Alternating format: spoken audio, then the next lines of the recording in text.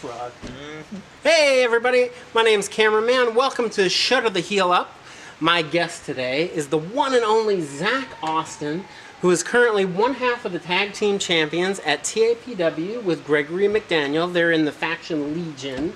You guys just worked a show last night. Yes, we did. Tennessee is rocking and rolling with wrestling again. Yep. All the COVID-19 restrictions seem to be lifted. Tell me a little bit about what you guys did up there last night. Last night we actually started a best of 7 series against the Potheads, Will Potter and LBK. So therefore last night we won. So now this coming week we got to choose the match. Oh my God! Do you guys have anything in mind? What kind of stipulations you thinking? We actually are using a weapon on a pole match. That sounds dangerous. It's always dangerous with us. I know. I've seen you guys like throw down with some weapons, and I don't want to kind of get a little bit into what we've done in wrestling and a little bit about where I've seen you in the past. Yeah. I've been watching Zakk Austin here for quite some time, but when I first saw you, it was with RTW in Columbia, Tennessee. That's right. That's right. You were under a hood at the time. Oh, you were yeah. going by Panic, and you had your valet as Diamond. Tell me a little bit about what went on back there in RTW. Oh mate, that's ages ago, to be honest with you. But let's see if I can pull anything out of that one. Now, I remember you were with Anger Management for a while. Yes, Is that correct? yes. Dr. Trey Franklin. Trey. And when I saw you, were you the United States champion? Television champion. Television champion, that's right. Longest reigning television champion at that. All right. Who did you win that title from up there? Drew Rogers, actually. Or Ah. Dylan Banks. Dylan Banks, Drew Rogers. Both of them are ghosts. So you had quite a run at RTW. Was there any highlights that you remember from up there? Anything specific that really stands out as part of a highlight in your career? Well, there was tag team champions with Brian Hebert. You know all the good names, don't you? Yes, I really do. So then RTW kind of fizzled out and things transitioned into Mayhem. Yep. And that was, of course, still with Cody Whitehead. He was a Correct. promoter for both of Yes. those organizations. So you had quite a run with Mayhem as well. You've worked a lot in Columbia. Yeah. See, I'm trying to remember on that one as well. Been multi-time tag team champions at that one. Yes. Started out coming in and bringing Robert Thorne in That's right. with me as, I'm trying to remember the name we went under at that point. The band or I think that's right, yeah. the band. But then, later on down the road, we left, came back, and the real group, the Outcast, was born. That's right, and you use that as your nickname now, is that right? Well, You're the outsider. no, it's still the Outcast. It's still the Outcast. But I also, as well, Wrestling's Worst Nightmare. So. Oh my gosh. Now, I've seen you do some pretty vicious things in the ring. Do you get in there and kind of just let your temper go sometimes? Oh, most definitely. Yeah. I mean, you got to think. If you don't go out there and you don't try to prove a point while you're there, somebody else is going to push you aside and take your spot. That's right. It happens all the time. So go out there, and I mean, the biggest thing with me is my size. I'm smaller than 75 to 90% of the people in the back. So therefore, if I can hit harder than them and faster, that gives me an edge that they ain't got. That's right. And I've actually seen you transform into more of an athlete as the years have gone by. Did you have anything in your journey that kind of motivated you to get in better shape to work in pro wrestling? Well, let's start, I was heavier, a lot heavier. I was like 200-something pounds, and now I'm 180, 175, Oh, wow. so at the same time, I seen myself then, and I didn't like where I was going. And I had to stop, and luckily when I did take that break, it allowed me time to get where I needed to be. And I'm thinking, I'm not there yet, but... So you're still considering yourself to be a work in progress? Oh, most definitely. If you don't consider yourself to be a work in progress, then why are you doing it? That's a good point. So Zakk, I wanted to talk a little bit about some of the shows that you've promoted personally. Right. Now, I've worked with you both times, I believe. Revolution Pro Wrestling, Yep. which had run out in Hohenwald, Tennessee. Yes. And then there was Mid-South Pro Wrestling. Yeah. That ran out of Columbia, Tennessee, Correct. which actually kind of was a transition from Mayhem and then Yeah. back into Mayhem. So what's the difference between just being a worker on a show and then having to promote and put everything together? Well, as a worker, you know, you're just going out there and you're focusing on your match, and that's it. Now, as a promoter, you got to worry about every match on the card, make sure everything lines up right and the way it needs to go. I mean, at that point, you're doing more than just storytelling for yourself. You're doing it for the entire show. So you got to make sure everything gets over with the crowd likes what you're doing, because if not, you got to change it. Yeah, that's right. Did you find it easier to work in Columbia or Hohenwald? Because it seemed like the wrestling scene in Hohenwald wasn't quite where Columbia was. Was that kind of harder to get the Revolution show like going out there? I mean, Hohenwald's more out in the middle of nowhere. Columbia is, you know, a bigger city by means. It's just south of Spring Hill. So, I mean, it was more difficult that one. Now, Columbia, you didn't have to advertise nearly as much. There's no wrestling in Columbia right now, but No. there was a weekly regular show Yeah. in Columbia for years and years. And I mean, it's easier to do advertising there. Now, however, in Hohenwald, when we knew we had this date set, we'd go out at least 2 months in advance and advertise the entire 2 months prior. And that was not just internet like most people do today. That was legit old school flyer in the town. Oh, did you walk around the fly of the town? I don't see many people do that anymore. Now, I didn't personally, but luckily, you know, with my actual job, Yeah. you know, I was fortunate enough to have people that could do it for me. Oh, cool.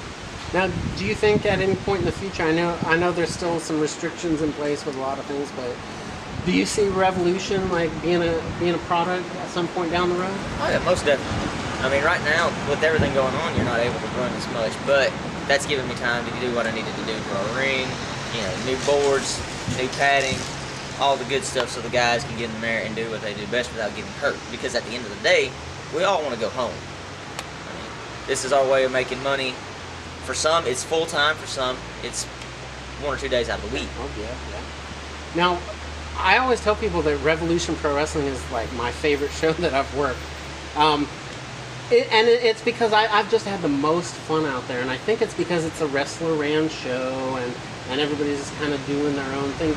Did you have as much fun at Revolution as I did? Oh yeah, because our entire aspect when we decided to do this was every other show around is ran more family friendly. Yeah. And us growing up, we was back when Attitude Era, ECW, all that went on. So we decided to up the ante a little bit and give something just a little more different than everybody else. So, upon that last show, I believe the title was stolen, and now it's vacated. Do you think that when you guys do run again, that you're going to have a tournament for the title or something of that Oh nature? yeah, most definitely. Because I mean, what show is any good without the champion? Oh, of course. I mean, you got to have your top guys out there defending the belt, something that other guys can strive to beat.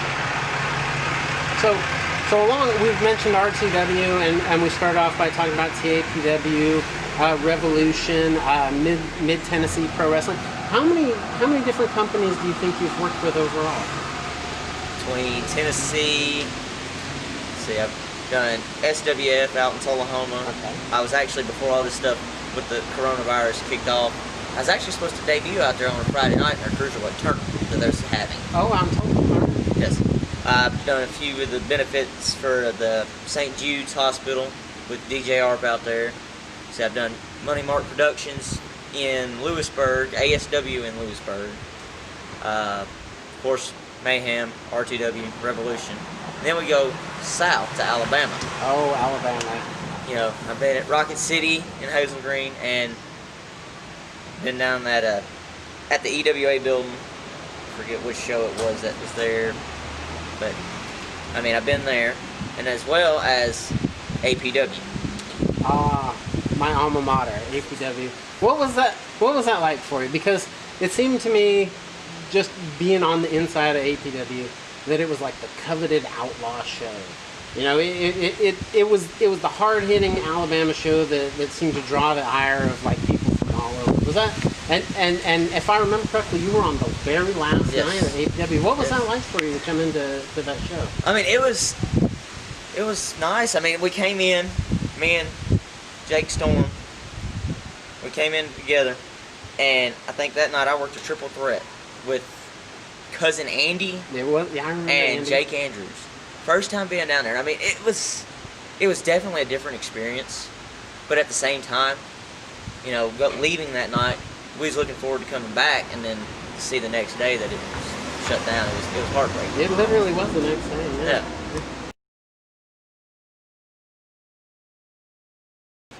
Okay, so I wanted to talk about you'd come down to Rocket City and seen us down there in Hazel Green. That is kind of considered one of the big shows around. And I know you came in for a promotion that we ran for a while called Friday Night Fighting. Yep. And that kind of got some mixed reviews. Was it kind of weird that you came to the show that kind of comes off as being larger than life, and then seeing it on a night where it wasn't really rocking and rolling like maybe you thought it was? Was that just kind of like weird to walk in and see it that way? No, not really. I mean, you got to think they've been running Saturday nights for so long. All their mainstream guys run them Saturday nights, and then you try to run Friday nights where you're trying to build guys. And yeah, you've got guys like the Lost Souls that are there on Fridays and Saturdays. Yeah. On occasion, you had Uncle Biff as well. I mean, so at the same time, you're trying to mix them and help build these younger guys up. But at the same time, yeah, none of the titles were represented on Fridays. So. No. So, I mean, you got to think all of your main built guys were already on Saturdays. Yeah. Do they want to come see a few of them main built guys and see you trying to build some guys, or do they want to see all of your main guys? Yeah, it's kind of like the NXT champs in a way. Like, do we want to watch developmental, or do we want to watch, John Cena all the time? But I had a conversation with Dr. Trey the other day. We were trying to figure out people that may have been in all 3 Rocket City Rumbles. Were you in all 3? Yeah, actually, I think I was. I think that maybe you and me were the only 2 people that were in all 3 Rocket City Rumbles. Because I came, actually, before I ever debuted down there, I came down there, checked it out, made sure, it was someplace worth going to, because I'd heard a lot of stuff about it. So therefore you want to kind of go experience it before you ever become a promoter. That's right. But then once I actually managed to get down there for that first Rocket City Rumble, I got down there, I was like, this is everything it was said and more. Oh yeah. So much more. Now you actually saw me in the second one, like take my spill and tear myself up. Did you know that I was down there in agony, or did I sell it pretty good? I didn't know. But at the same time, you got to think you got over 30 other guys all vying for the same thing. Oh yeah. At that point, you're kind of like, okay, well, you're out of the ring. You're on your own, buddy. That's right. Take a walk. I mean, especially when you got guys like Austin Tires and Aaron Black that are just pure monsters over everybody. Or Brax, I mean. Oh, yeah. So Rocket City's kind of on pause at the moment, trying to figure out some things in Alabama. But what else do you have on the horizon? I know you're rocking and rolling up at TAPW. Are there any other shows that you kind of got your eye on at the moment? Right now, I would, like I said earlier, I was supposed to debut for SWF. I'm still kind of looking at them. Yeah. And of course, I think Mayhem has started promoting the show for August. Oh, okay. So, I mean, you never know where or when I'm going to pop up. And that's the thing about me. It's like, when I debuted for TAPW, I went down there once before, probably a good 2 years before I actually went back. Okay. And then when I went back, I worked Redneck Rick was his name, and Sean Campbell. Oh, I know that name. Yeah.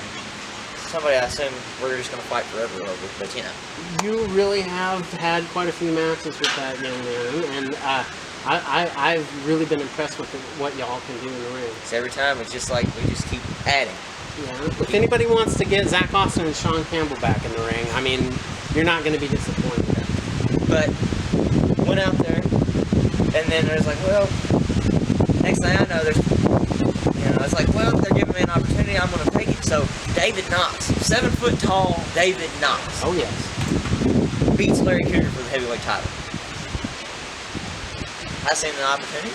I slid out in the ring. David Knox turned around. I kicked him square in the face. That's right. A few months down the road, I beat David Knox for the Tennessee All Pro Wrestling Southern Heavyweight title. So, I mean, you come in, no opportunity. The door's open. Do you sit there and let it go by, or do you take it? Oh, you've got to grab the brass ring every time. Exactly. Every time. But, I mean, unlike some guys that I know that, they've slowed down, or they've quit altogether. They're enjoying what they've got. Me, I'm not happy with what I've got. I want more.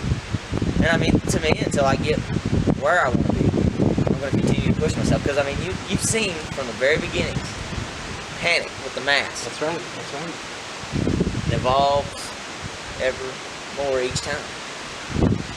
So, I mean, You've become a well-oiled wrestling machine, my friend. and I'm far more dangerous than ever. That's right. I'd be afraid to get in the ring with you again. And if we go to Rocket City Rumble 4, I'm going to stay away from this. All right, guys. Thank you so much for watching Shut of the Heel Up. It's starting to rain on us out here. We are at the beautiful Davy Crockett State Park. I'd like to thank you so much for meeting me out here today, Zakk Austin.